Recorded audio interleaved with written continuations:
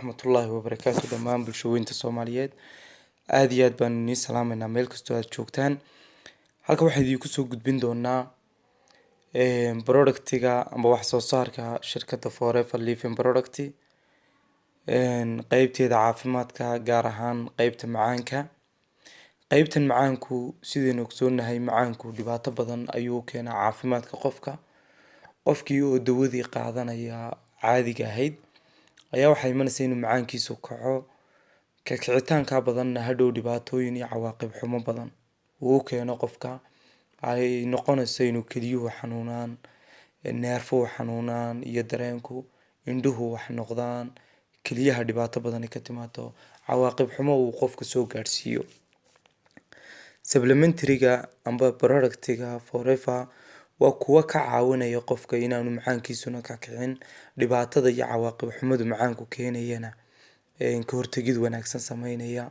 Waxyaabaadka xusuusinta mudan muhiimka ah waxa weeyaan inaanu qofku joojinayn dawadiisii uu qaadanayay macaanka, maadaama macaanku yahay xanuun muddo dheer jira oo qofku si degdeg ah uu joojiyo.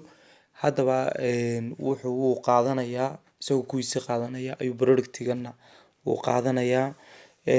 Ay horeynayaan 2 saacadood kuwiinan productiga Forever ay ka horeynayaan dawada intuu qaadanayo 2 saacadood ka hor. Haddaba alaabta iyo productiga loo qaato macaanku waa 3 qaybood. Ta koowaad waa caagada huruudda ee aloe vera gel-ka, waa cuntada ka hor 6 mulqaacadood, iyo kiniinka la yiraahdo Garcinia Plus. Garcinia Plus-kaas oo isaguna qabanaya keenaya sonkorta badan ee dhiigga dhex wareegaysa inay noqoto mid la isticmaalo oo jirka ka baxda, deetana hoos u ridaya amba hoos u dhigaya macaanka uu qofku amba soo cadadka sonkorta ee dhiigga dhex wareegaysa, deetana hoos u ridaya macaanka. Isagana 2 xabadood ayuu qaadanaya qofku cuntada ka hor, oo cuntada ka hor markaa wuxuu qaadanaya caagada huruudda ah iyo kiniinka Garcinia Plus-ka ah 2 xabo. Cuntada kadib wuxuu qaadanayaa Arctic Sea. Arctic Sea-da 2 xabo ayuu liqayaa habeenkii iyo aroortii.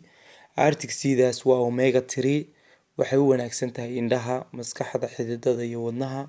Sidoo kalena beer subaga amba subaga dhiigga dhex wareegaya oo inta badan ay yeeshaan dadka macaanka qaba amba dadka dhiig karka leh, iyadana aad bay u anfacaysaa.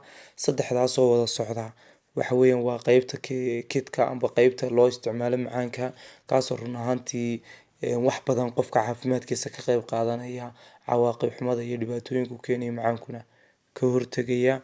Aad baan inii soo dhaweynaynaa dhammaan bulshooyinka Soomaaliyeed.